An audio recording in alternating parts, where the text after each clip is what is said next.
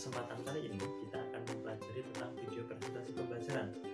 Video presentasi pembelajaran sendiri adalah video yang sangat disukai oleh peserta didik dan mahasiswa pada era milenial saat ini. Tentu saja kita sudah mengetahui banyak hal mengenai video presentasi pembelajaran ini, karena video presentasi pembelajaran ini sering kita lihat hampir setiap hari, baik itu di dalam televisi, di dalam media internet seperti YouTube, kemudian pembelajaran online, dan lain sebagainya.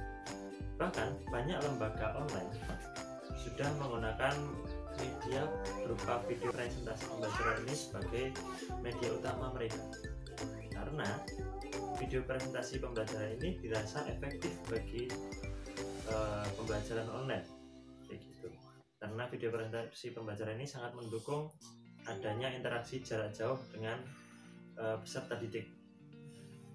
Kemudian sebagai pendidik yang milenial, kita harus terus mengupgrade diri kita, kemudian mengupdate apapun itu hal yang baru tentang pendidikan kita, perkembangan teknologi yang mendukung tentang pendidikan kita, agar kita bisa bersaing dengan pendidikan lain yang sudah maju di negara lain.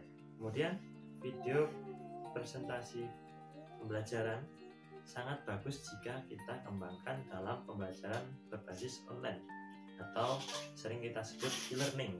Nah, untuk membuat video presentasi pembelajaran ini kita nggak boleh asal-asalan membuat. Jadi kita harus mempersiapkan banyak hal. Di antaranya kita harus mempersiapkan naskahnya, materinya, kemudian materinya harus kita sesuaikan dengan kurikulum yang ada. Jadi kita nggak boleh asal-asalan membuat, benar-benar harus masuk dalam materi pembelajaran yang kita sampaikan. Jadi kita harus mencari referensinya dari mulai kurikulumnya, buku pegangan siswa, buku pegangan gurunya, kayak gitu. Jadi materinya nanti akan sangat bermanfaat dan masuk dalam pelajaran keseharian siswa kita. Kemudian untuk mengetahuinya, kalian harus paham dengan ciri-ciri video presentasi pembelajaran sendiri. Video presentasi pembelajaran itu yang perlu kita garis bawahi adalah di presentasinya. Jadi karena ini adalah merupakan video presentasi, maka ciri yang pertama adalah harus ada presenternya. Presenternya itu harus ada. Contohnya seperti ini. Saya adalah seorang presenter yang menyampaikan materi tentang video presentasi pembelajaran. Ada presenternya. Kemudian yang kedua, itu harus mempunyai naskah. Naskahnya itu nanti berupa materi yang kita sampaikan. Ini naskah. Kemudian nanti ada asetnya. Aset yang kita tampilkan berupa gambar, berupa teks, itu nanti harus kita siapkan juga. Kemudian gambar apa saja yang berhubungan dengan materi kita harus siapkan terlebih dahulu semuanya, baru nanti kita masukkan. Kemudian ada komunikasi interaksi antara presenter dengan audiens. Audiensnya meskipun tidak kelihatan, presenter harus berusaha mengajak bicara, atau bagaimana caranya supaya audiensnya itu merasakan kehadiran kita di sana. Jadi ada interaksi antara presenter dengan audiensnya. Ada tampilan visual yang menarik atau memukau. Jadi perpaduan antara gambar dan tulisan yang kita masukkan sebagai aset tadi harus kita kombinasikan dengan sangat menarik. Jadi penentuan background, gambar apa saja yang menarik untuk dimasukkan, teksnya harus bagaimana, cara masuknya mereka bagaimana, kemudian tulisannya apakah cuma putih atau bisa kita warnai, kayak gitu kita harus perhitungkan terlebih dahulu. Seperti itu ciri-ciri video presentasi pembelajaran. Kemudian contohnya untuk video presentasi pembelajaran ini saya contohkan di sebelah kiri saya ini. Nah, nanti Anda coba perhatikan video presentasi pembelajaran ini yang dilakukan oleh seorang wanita. Ini kalau kalian perhatikan, dia sedang mempresentasikan materi tentang pola hidup sehat. Kemudian nanti dalam menyampaikan materi dia menampilkan aset. Nah, yang untuk muncul itu adalah aset. Kemudian nanti ada aset teks, aset gambar. Nah, seperti itu kurang lebih contoh video presentasi pembelajaran yang sudah dipakai di banyak kalangan. Oke, ciri dan contoh sudah. Kemudian berikutnya kita akan memasuki yang namanya mempelajari tentang pembuatan konsep atau draft prosedur produksi video presentasi pembelajaran. Jadi sebelum kita membuat video yang menarik, kita harus mempersiapkan draftnya atau konsepnya. Kalau kalian mengetahui tentang adanya pembuatan film, pembuatan sinetron, pembuatan reality show atau acara yang di TV yang biasanya kalian tonton, itu semuanya ada naskah. Dan video presentasi pembelajaran ini pun juga ada naskahnya, ada storyboardnya gitu. Jadi apa saja yang perlu kita persiapkan? Yang pertama adalah kita harus bisa menentukan tema. Temanya kita harus tahu dulu. Tema itu kita mau membawakan tema apa sih dalam pembelajaran, harus mengetahui tema kita. Kemudian yang kedua, kita harus membuat outline materi. Outline materi itu yang kita ambil dari tema yang sudah kita ketahui. Jadi kalau udah mengetahui temanya, kemudian nanti kita cari referensinya di dalam buku siswa maupun buku guru. Nah, nanti kita dapat menyusun outline materinya dari mulai misalkan bab pertama atau tema 1 gitu kan. Nanti tema 1 itu tentang apa, kemudian nanti dalam satu tema itu KD-nya ada berapa, kompetensi dasarnya ada berapa, tujuan pembelajarannya apa aja. Nah, itu yang nanti kita tuliskan dalam outline materi. Kemudian yang ketiga yang harus kita persiapkan adalah kita harus membuat storyboard. Storyboard ini itu dasarkan dari setelah kita menyusun outline materi tadi. Jadi setelah kita mempunyai outline materi, kita menyusun storyboard berdasarkan outline materi. Jadi nanti kita masukkan di dalam storyboard kita itu aset apa saja sih yang harus kita masukkan. Jadi aset sendiri tadi sudah saya sampaikan, aset adalah berupa tulisan dan gambar ataupun suara yang masuk dalam video kita. Nah, itu nanti kita akan tuliskan di situ. Dari mulai pembukaan sampai materi itu aset apa saja yang masuk. Nanti kita bagi menjadi beberapa scene gitu kan. Beberapa scene atau adegan. Jadi adegan pembukaan nanti ada aset apa saja, misalnya aset berupa teks kita masukkan teksnya apa gitu, kemudian gambar, asetnya berupa gambar, gambarnya apa saja kita masukkan. Kemudian storyboard yang kedua itu isinya adalah naskah. Naskah itu adalah teks yang kita ucapkan ini. Jadi yang kita ucapkan ini itu kita harus persiapkan juga. Jadi nggak asal-asalan kita asal ngomong. Jadi kita harus mempelajari temanya dengan baik, kemudian materinya dengan baik, sehingga nanti kita bisa menyusun naskah atau dialog yang kita pengen ucapkan dalam video presentasi pembelajaran kita. Seperti itu. Kemudian yang keempat itu adalah kita bisa memulai rekaman setelah kita membuat storyboard tadi. Karena yang menentukan sebenarnya adalah tiga teratas tadi, yaitu tema, setelah menentukan tema, membuat outline, kemudian storyboard. Kemudian setelah storyboard selesai, kita bisa mulai rekaman naskah presentasi pembelajarannya. Kemudian setelah semuanya selesai rekaman, kita bisa mendesain layout video presentasi pembelajaran.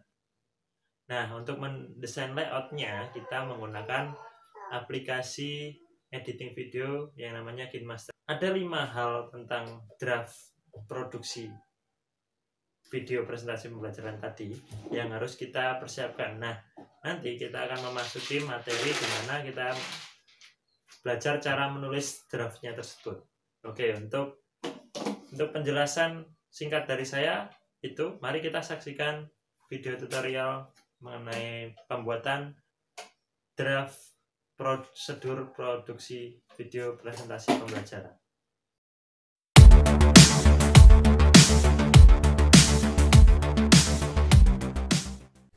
Oke, kembali lagi di tutorial draft prosedur produksi video presentasi pembelajaran. Dalam tutorial kali ini, untuk membuat sebuah video presentasi pembelajaran, kita memerlukan yang namanya perencanaan, yang kemudian kita susun dengan draft prosedur produksi video presentasi pembelajaran.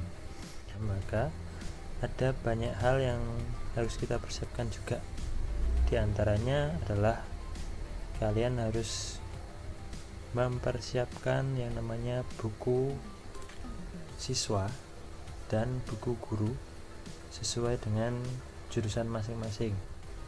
Nanti setelah kalian sudah mendapatkan buku guru dan buku siswa yang bisa kalian download di website lamperan.net atau kalian juga bisa mencari di Google.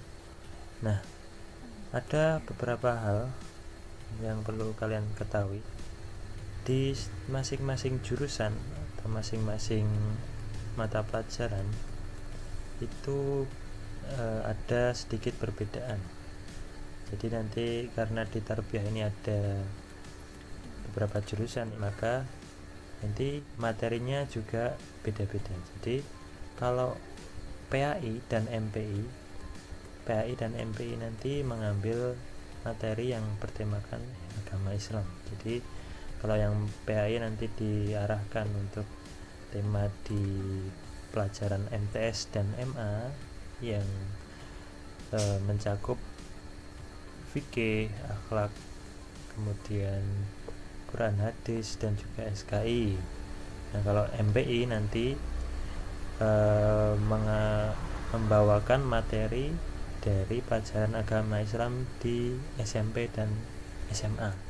Nah, kemudian nanti untuk PBA bahasa Arab itu bisa dari MI, MTS dan MA. Kemudian untuk PGMI ini khusus B sama SD yang mata pelajarannya sudah disusun dengan tematik terpadu. Kemudian yang PIAUD ini juga menggunakan temanya nanti bisa dikembangkan karena bukunya memang referensi bukunya baru sedikit yang membuat. Jadi nanti untuk yang mahasiswa PIAUD lebih bisa berkreasi lagi dalam mengembangkan video presentasi pembelajarannya, seperti itu. Kemudian itu beberapa poin penting dari buku guru dan buku siswa. Nah, lebih lanjutnya kita langsung eksekusi saja langsung. Ada 5 poin penting ketika kalian ingin membuat video presentasi pembelajaran ini. Yang pertama yaitu menentukan tema materi pembelajaran. Kedua adalah outline peta materi pembelajaran. Kemudian nanti ada storyboard. Kemudian yang keempat, kalian mulai rekaman naskah. Kemudian setelah itu desain layout menggunakan aplikasi KineMaster. Pastikan kalian sudah membaca modul 3-nya terlebih dahulu. Jadi ini sebagai contoh, saya mulai dari jurusan PGMI, nanti kita jelaskan dengan semua jurusan juga. Jadi yang pertama kita tulis ini dulu, draft prosedur produksi video presentasi pembelajaran, seperti itu. Ini judulnya kalian harus tuliskan. Kemudian nama kalian masing-masing, nama silahkan tuliskan nama, kemudian NIM, kemudian prodinya apa. Nah, kemudian menentukan tema materi pembelajaran. Seperti yang sudah kita ketahui bahwasanya tema tadi sudah dibagikan pada kalian ya, jadi nanti tinggal menyesuaikan dan mencari referensinya. Nah, ketika kalian sudah mencari referensinya, saya mencontohkan Lisa Triutami ini, dia jurusannya PGMI, mata pelajarannya pasti tematik terpadu karena memang jurusan PGMI ini sudah tematik terpadu. Kemudian kelasnya adalah kelas 4 semester 1. Temanya adalah tema 3, yaitu peduli terhadap makhluk hidup. Nah, kemudian ada yang namanya subtema 3. Jadi kalau untuk PGMI, khusus teman-teman PGMI itu karena memang bukunya itu sudah tematik, maka biasanya ada beberapa tema yang kemudian misalkan satu tema 3 ini terdapat 4 subtema gitu. Ini untuk yang khusus mahasiswa PGMI ya. Nah, nanti untuk jurusan PAI dan MPI dan PBA itu beda lagi, mata pelajarannya disesuaikan. Misalkan kalau PAI nanti mungkin akidah akhlak, ataupun materinya mata pelajarannya fikih atau SKI, Quran hadis gitu, nanti dituliskan di sini kelasnya. Ada pasti kalau kelas PAI nanti dari 7, 8, 9, 10, 11 ya, 12 gitu ya, ada 6 kelas. Dan temanya ini cukup yang didapat saja satu tema saja, tema gitu. Jadi temanya apa dituliskan, dan nggak usah pakai subtema. Subtema ini khusus untuk yang PGMI saja. Jadi untuk yang jurusan lain selain PGMI, kalian hanya perlu menuliskan 3 poin teratas ini, mata pelajaran, kelas, temanya apa gitu, temanya apa, seperti itu. Jadi MPI, PAI seperti itu, PBA juga seperti itu. Nanti kalau untuk PBA sama, jadi mata pelajarannya tentang bahasa Arab kan ya, bahasa Arab. Temanya itu biasanya kalau di daftar isi, kalau kita lihat buku guru, buku siswanya bahasa Arab, nah kurang lebih seperti ini untuk bahasa Arab. Untuk PBA sendiri ada perbedaan juga, jadi materinya itu yang di daftar isi ya, semuanya sama gitu. Ada mufrodat, itu pasti ada hiwar, ada tarkib, ada dan sebagainya, sampai 5 ini, 5 pembelajaran ini. Nah ini mufrodatnya nanti berkaitan tentang temanya, mufrodat tentang temanya apa. Dan yang kalau yang dapat tema yang kedua seperti itu juga, mufrodatnya tentang tema juga. Ini contohnya dari buku MTS kelas 7. Jadi kalau untuk yang PAI nanti dan MPI itu juga sama. PAI dan MPI itu seperti ini kurang lebih, satu tema, aku selalu dekat dengan Allah. Ini harus dilihat juga materinya itu apa di dalamnya. Jadi kalau di daftar isi kan cuman kayak gini ya, membuka ruang hati, mengkritisi sekitar, ini kurang jelas. Kalian harus buka dalamnya. Jadi kalau temanya aku selalu dekat dengan Allah itu tentang apa sih, kalian harus buka dulu, kalian harus baca materinya, harus kuasai. Oh ternyata aku selalu dekat dengan Allah ini berkaitan tentang Asmaul Husna. Nah seperti itu. Jadi kalau untuk PIAOT nanti temanya biasanya mengenal anggota tubuh, mengenal transportasi. Nah nanti dikembangkan pribadi, jadi lebih mandiri kalau untuk yang PIAOT. Kemudian kita lanjut, setelah bisa menyesuaikan tema, kita masuk outline peta materi pembelajaran. Setiap video itu nanti akan kita berikan yang namanya intro persepsi, kemudian nanti ada intro judul, kemudian pembukaan, kemudian tujuan pembelajaran. Setelah tujuan pembelajaran nanti ada pengantar baru, kemudian masuk ke materinya. Ini tadi subtema 3 kelas 4 semester 1 tentang Ayo Cintai Lingkungan. Tema 3 ya, peduli terhadap makhluk hidup. Subtema 3 Ayo Cintai Lingkungan. Kalau PAI sama MPI kan bab, tapi kalau PGMI nanti pembelajaran. Yang PBA juga seperti itu, nanti bab juga, babnya tentang apa gitu kan, nanti langsung ada, langsung jelas. Tapi kalau PGMI ini khusus, PGMI ini perlu ada pemahaman. PGMI ini kita susun berdasarkan subtema 3 Ayo Cintai Lingkungan. Yang dibuka yang pertama adalah buku guru untuk PGMI tadi di subtema 3 seperti ini.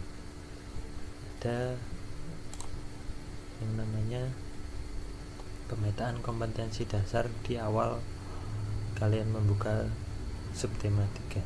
Nah poin ini kalian ambilnya dari sini, dari bawah sini ada yang namanya ada pembagian pemetaan seperti ini. Ada pembelajaran 1, pembelajaran 2, pembelajaran 3, pembelajaran 4, 5 dan 6. Nah ini yang nantinya 6 pembelajaran ini yang kamu masukkan ke dalam outline materinya PGMI. Jadi ya, tinggal tuliskan saja pembelajaran 1 yang A, pembelajaran 1, pembelajaran 2, 3, 4, 5, 6. Kalau jurusan lain ini pembahasannya pengertian, misalnya pengertian, macam, hadis, kemudian dalilnya, contoh perilakunya. Jadi nanti jangan asal melihat daftar isi, tetap harus buka materi di buku siswanya untuk yang jurusan PAI, MPI, PPA, PAL.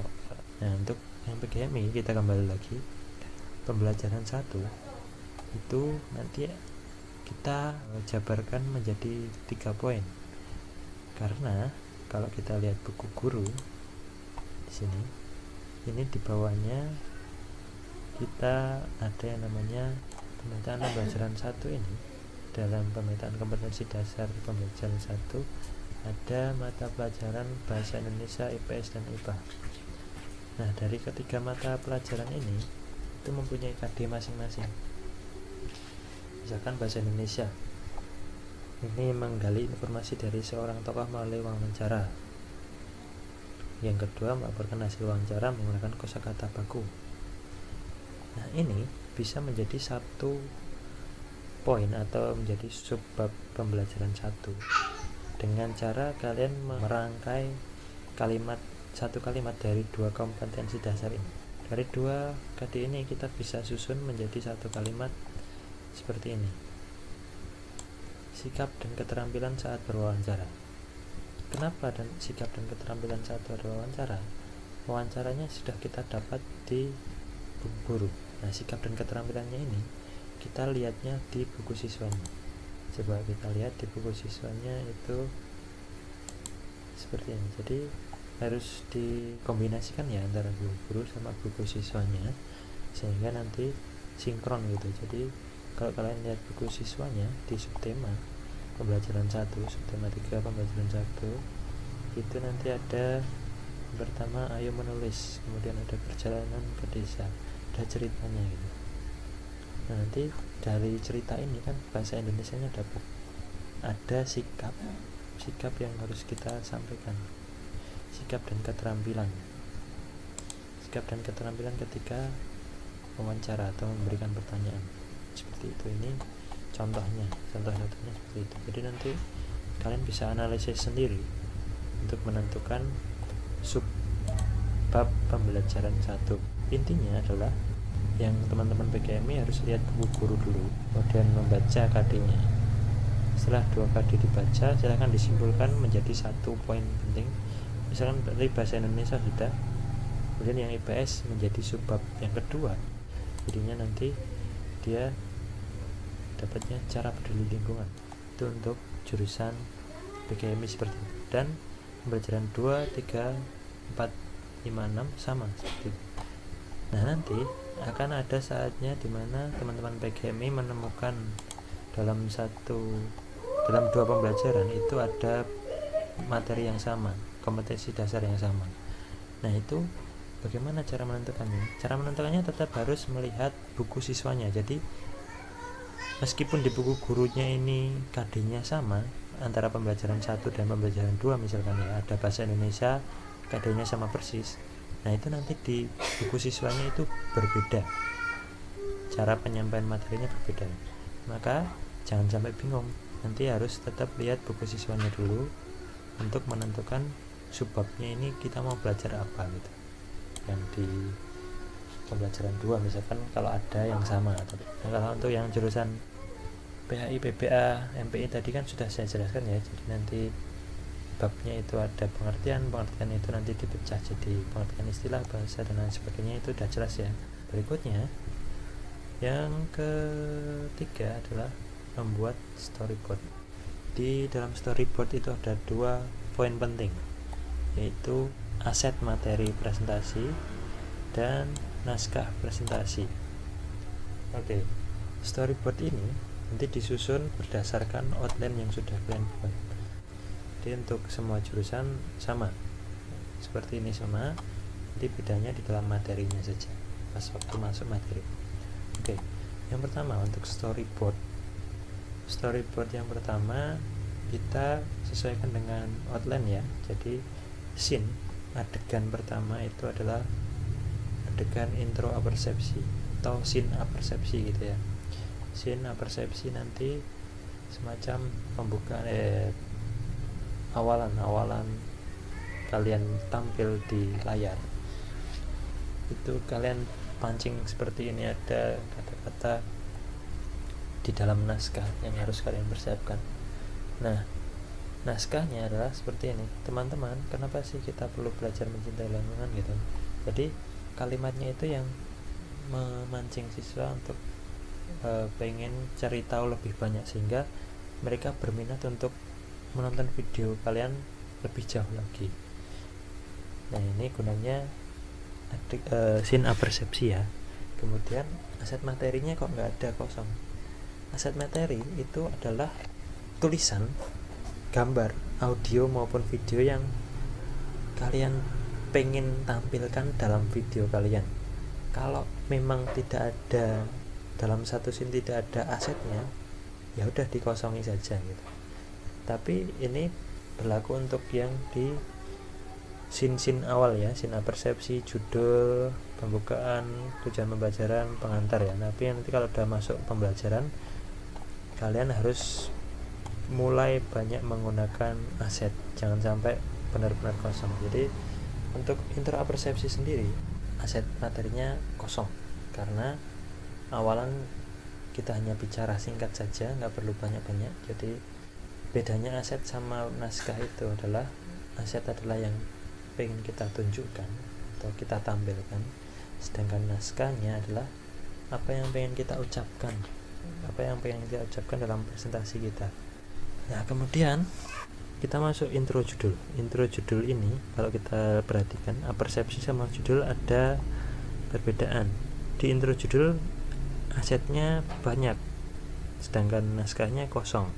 Kenapa? Karena di dalam intro judul ini kita hanya menampilkan semacam tampilan judul materi kita misalkan, kemudian lembaga kita, kemudian misalkan gambar logo sekolah kita atau gambar akun sosial media kita, itu kita tampilkan dalam judul. Ini hanya beberapa detik saja kita tampilkan sebagai opening. Jadi kita jelaskan teks 1 apa, teks 2 apa, 3 apa, 4 apa, 5 apa. Kemudian kalau gambar nanti juga diikuti gambarnya, gambar apa, gambar icon kah, kemudian atau logo sosial media kah, seperti itu. Pembukaan nanti ada orangnya sudah nongol karena ada dialognya kita persiapkan seperti ini untuk membuka pembelajaran kita. Kemudian nanti kalian boleh memasukkan tulisannya nama kalian, kemudian akun sosial media kalian, kemudian gambarnya akun sosial media atau gambar lain gitu, bisa kalian masukkan di sini tambahkan untuk pembukaan. Kemudian tujuan pembelajaran juga sudah mulai mengkombinasikan antara teks, gambar, dan naskah ya.